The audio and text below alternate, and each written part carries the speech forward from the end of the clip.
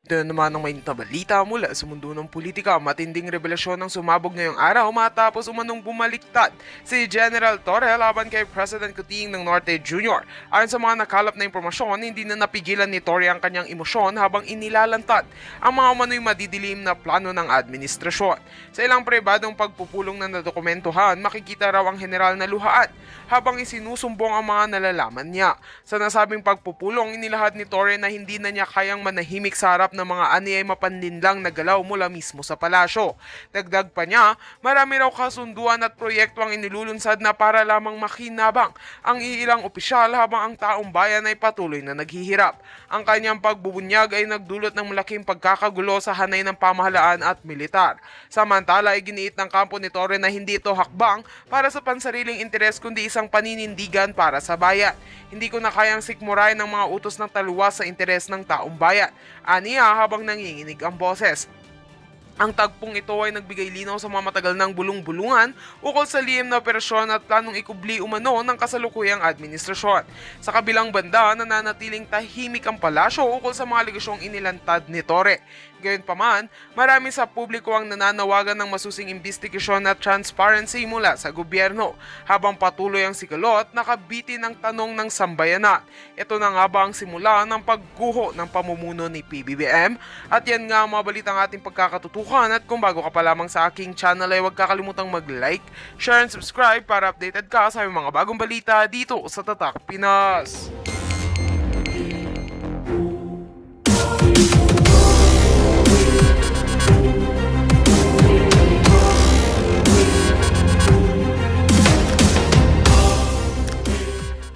Yung korte, ang ating mga huwes ay magagaling.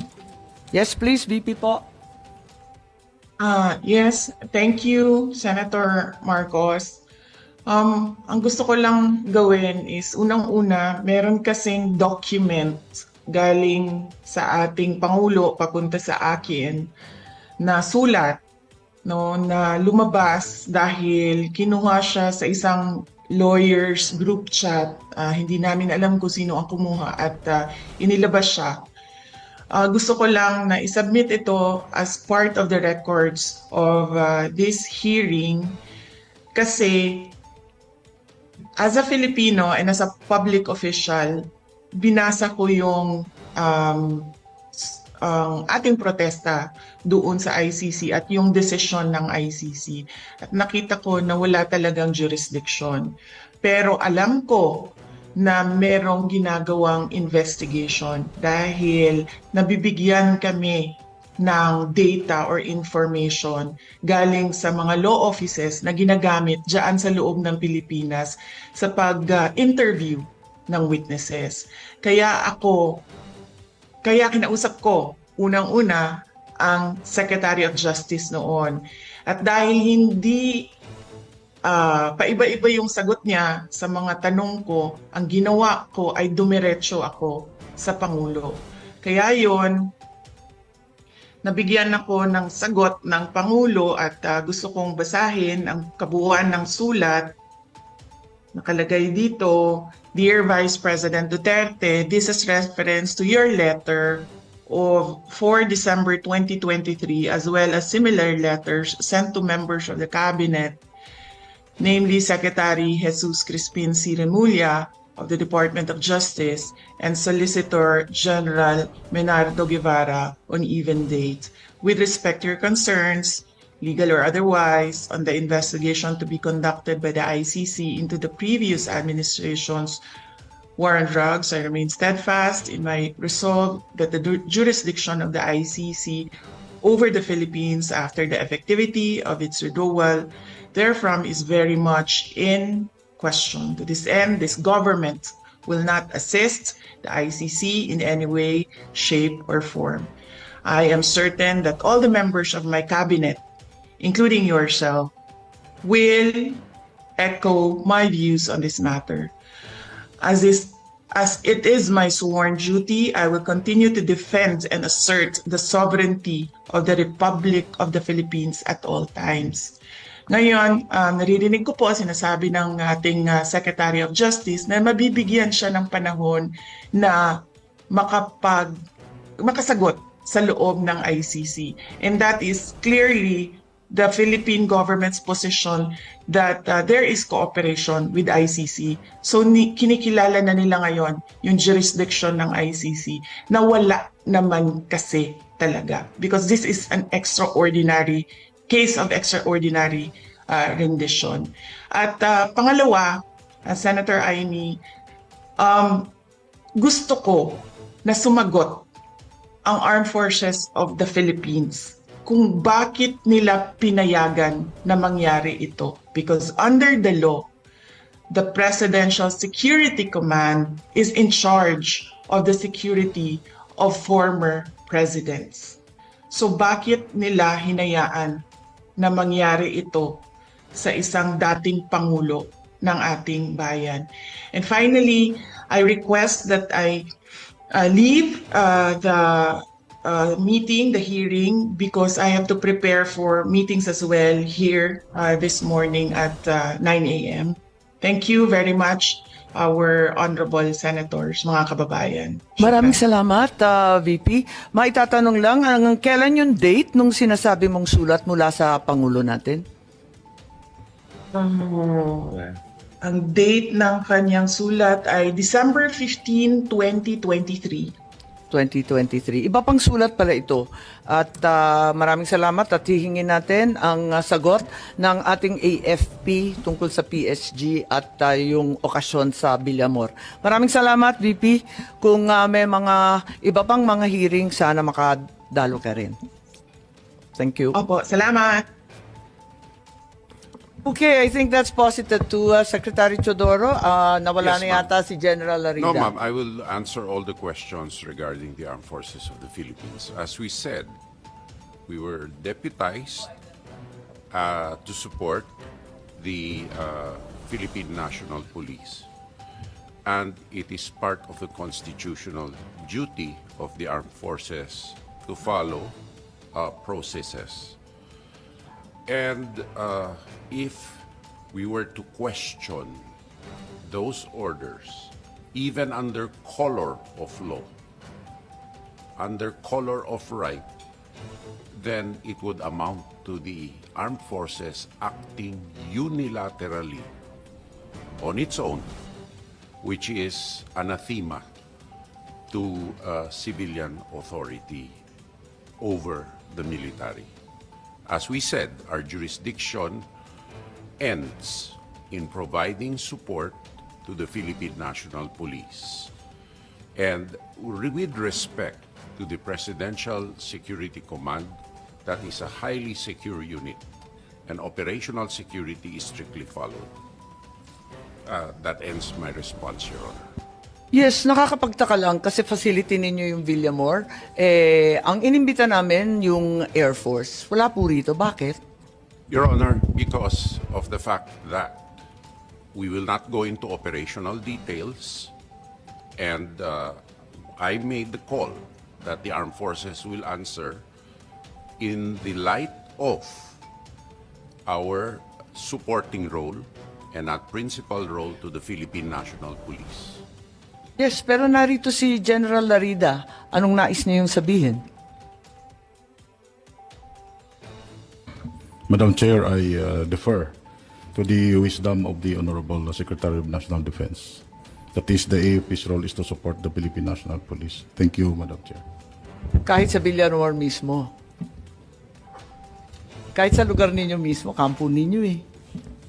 Yes, sir. Yes, Madam Chair. Ganun. O sige, ganun lang sagot. So, okay. Balikan po natin itong enforceability ng ICC warrant. Sa pakiwari ba ninyo yung nasa constitution natin, yung sinasaad ulit-ulit ng ating Professor Medina, Article 3, Section 2, na kinakailangan may arrest warrant issued upon discovery of probable cause by a judge, a Filipino judge. Sa palagay ba ninyo, yung judge dito kasama na yung ICC judge? Ma'am, we invoke the sub judice rule, ma'am. We cannot answer any more questions relating to the arrest. So sa palagay ninyo, yung ICC, does it have any judicial power in the Philippines? Kasi di ba yung judicial power sa atin, ang klaro-klaro naman, Article 8, ang liwanag, di ba? Supreme Court and such lower courts, di ba? Recognized by the Republic Act 9851. Anong recognized ng 9851? Wala naman sinabi doon tungkol sa judicial. International Tribunal. Sorry? International Tribunal, ma'am. Can I read the provision again into the record? No, we've read it and Yes. we're all very, very familiar. Yes. Opo. So, ang sinasabi nyo, ICC hindi po kasama. Yun lang, yes or no lang po. Basta sinabi yung International Tribunal, it belongs to that class, ma'am. Sa palagay ninyo, International Tribunal, sakop na yung ICC. Kahit Sakop po, sakop. Ito malinaw po eh. Pero Oh. hindi na tayo member, di ba? Sabi ng DFA. Hindi ho naman yung membership ang pinag-uusapan dito eh. Ang pinag-uusapan po dito, crimes against humanity. International humanitarian law.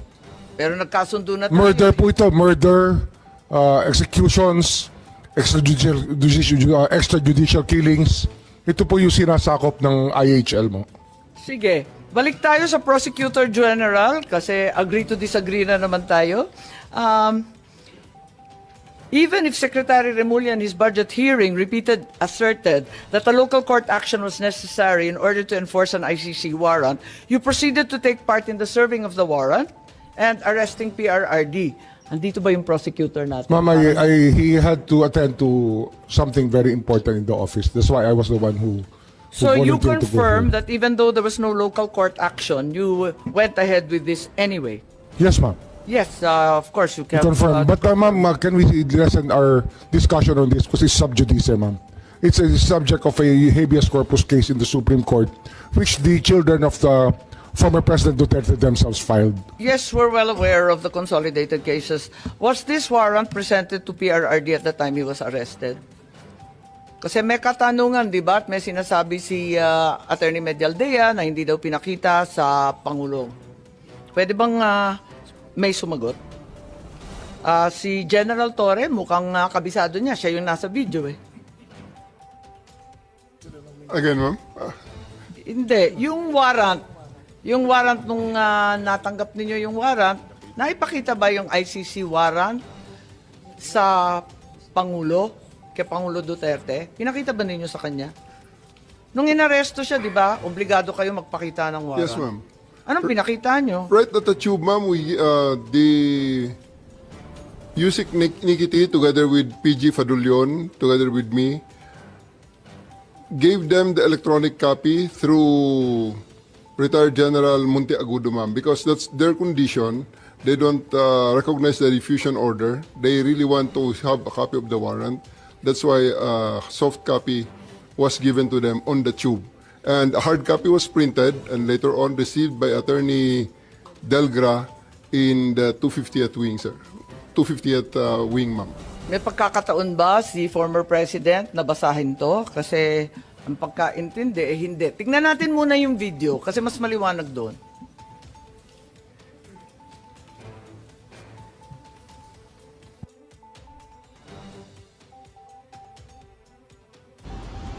Pag umaresto ka ng tao, pag inaresto ka ng pulis, pwedeng hindi dala ng pulis ang warrant mo? Pwede. Sasabihin lang ng pulis kayo, oy, arestado ka, may warrant ka. Nasaan ang warrant? Doon sa estasyon, halika na. That's perfectly legal. Pag umaresto ka ng tao, pag inaresto ka ng pulis, pwedeng hindi dala ng pulis. So ang sabi po ninyo, hindi naman kailangan yung warrant eh, kaya hindi ninyo pinakita. Tama po ba yun? Ma'am, that is a very, very different interview in the aftermath. But I'm talking of... Anong pinag-uusapan sa interview? And I'm talking about we have already veered on the general rules on the warrantless, on the service of the warrants. Because during the time, and up to this time, there are still a lot of people saying that I'm wrong in there, that you cannot arrest a person with a warrant that you know of, as a person has a warrant, yet you cannot serve it without the physical warrant. So, all the lawyers know here Di ba ang ma'am, sabi, that I'm right there. Kailangan ng warrant as soon as practicable. At hinihingi talaga ni former president. Di ba hinihingi niya? Hinihingi ng abogado niya, asan yung warrant? Tama, di ba? Hinihingi Yes, nila. ma'am. Anong pinakita nyo? We gave them the electronic copy of the warrant and it was given to them by Yusek Nikiti together with PG Fadulion. It was received by Yung General warrant, anong klase yung Monteagudo. itsura ng warrant? ICC, Interpol? It's an ICC warrant, ma'am. ICC warrant. Yes, ma'am. That was directed to the Interpol. That was the attachment of the diffusion order. Pero ayon sa ating batas, di ba? Napakaliwanag naman na yung court o judge, kinakailangan Pilipino. Di naman sakop noon yung Interpol, yung ICC. Bakit naging warrant rin sa Pilipinas yun? I will defer the answering to that question to the DOJ, ma'am, because I was with the DOJ during the time, and it was the DOJ. Hindi nandun si used- Prosecutor Fadulion Ikaw naman Yes, ma'am. bumasa ng Miranda rights, hindi man lang yung prosecutor. Tinikoberan mo na yung papel ng DOJ, kaya sumagot ka ngayon. Ma'am, we're talking situation in the tube.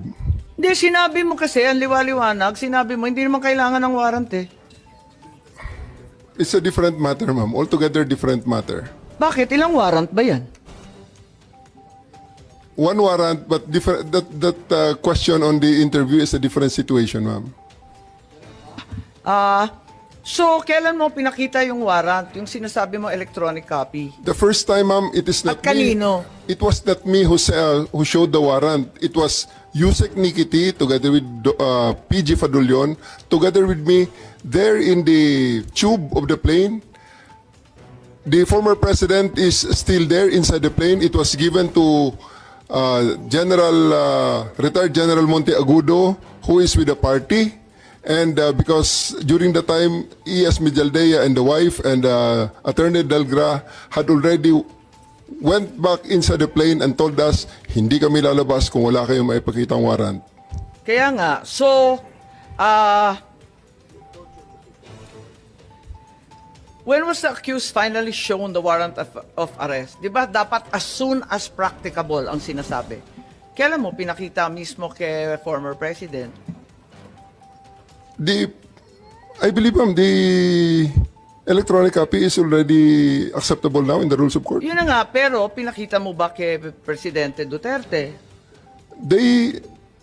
It was not me who they invited inside the plane. It was the PCTC through General Alcantara, whom they invited inside the plane, showing to them and explaining to them the warrant.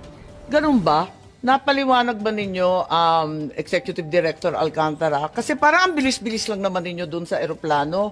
Ang nakita naming final warrant, 15 pages po. Ganun lang kabilis na nabasa Tama po yung kaagad? 15 pages po, pero i-present po namin kay President Duterte na nasa Nabasa niya lahat, 250. 15 pages?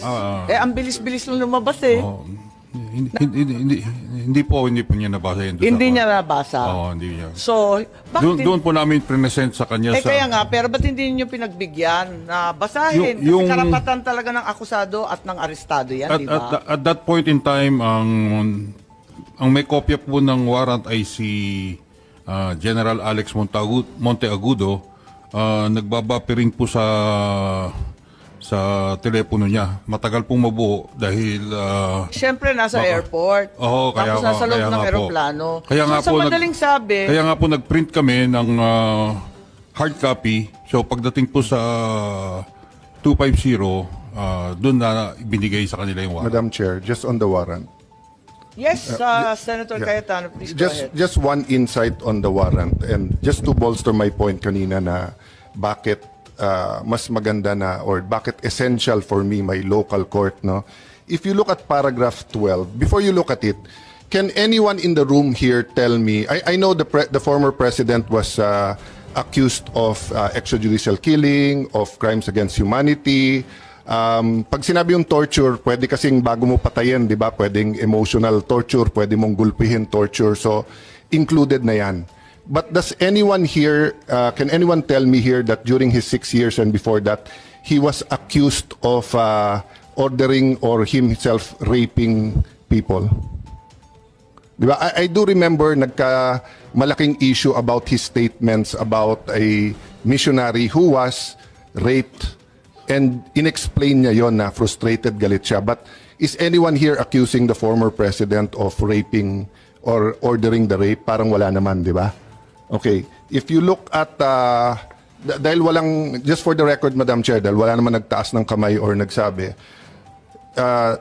paragraph 12, the chamber notes that the prosecution alleges, let me say it again, the chamber notes that the prosecution alleges that some acts amounting to crimes against humanity of torture and rape under Article 7, subparagraphs 1 ba yan, F, 71, G of the statute were committed as a widespread and systematic attack against the civilian population. Ulitin ko the chamber notes that the prosecution alleges.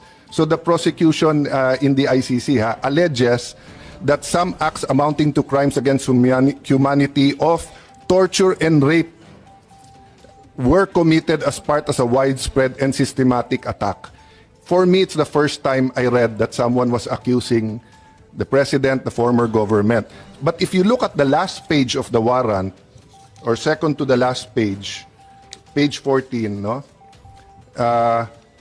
Issues a warrant of arrest. So, for these reasons, the chamber hereby issues a warrant of arrest for Rodrigo Roa Duterte, born on 28 March 1945, for his alleged criminal responsibility pursuant to Article 25, Paragraph 3, Paragraph A of Statute for the Crime Against Humanity of Murder, pursuant to Article 7(1)A, wala yung G na rape, committed in the Republic of Philippines during the relevant period as set forth in this warrant of arrest. So I just want to make this point, Madam Chair.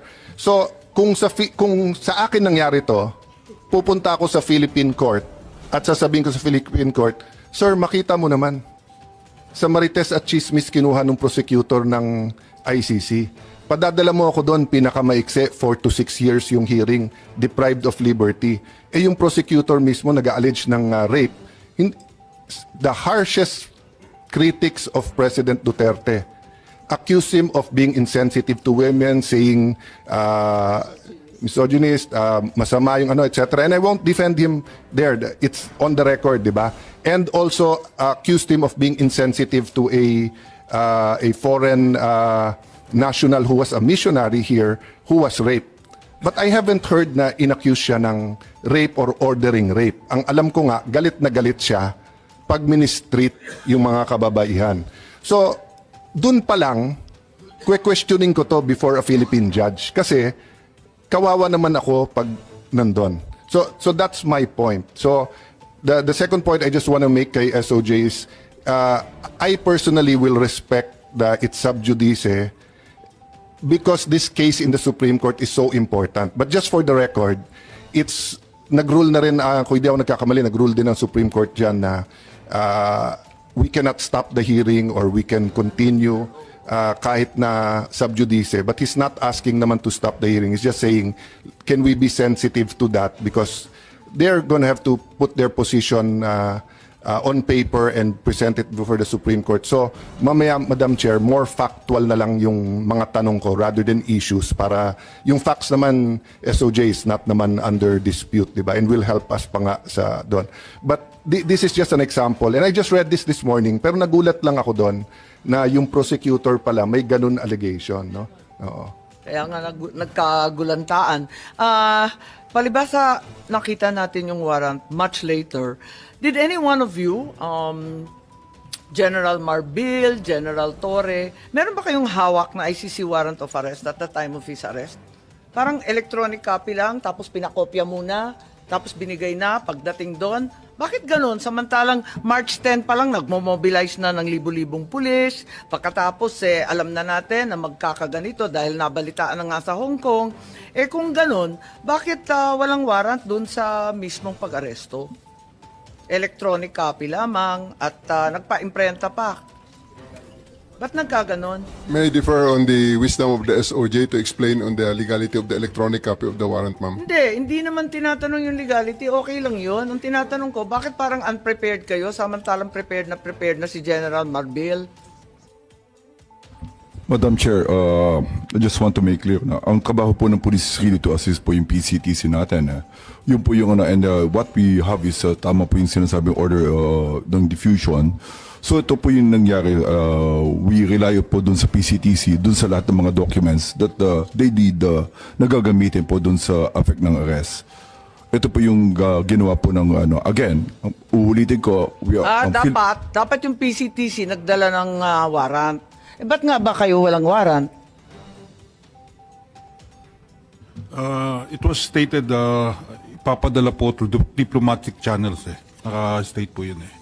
So, dapat diplomatic channel. Nangyari ba yon?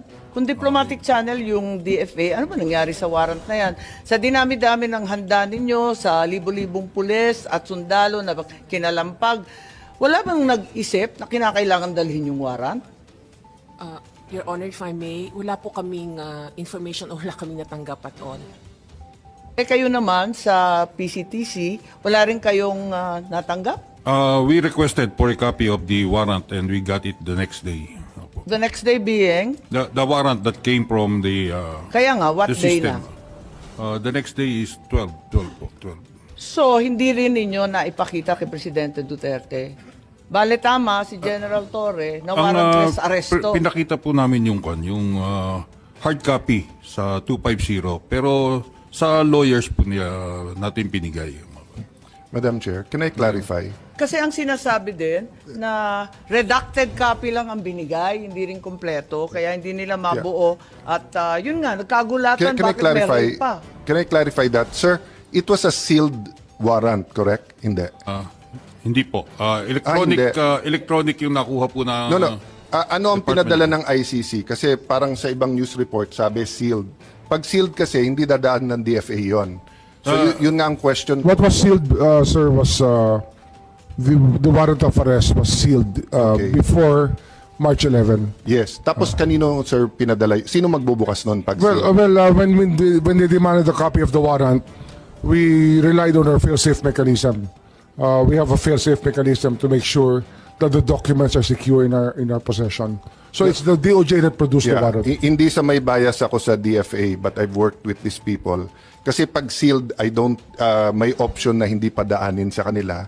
At kahit pinadaan sa kanila, I don't think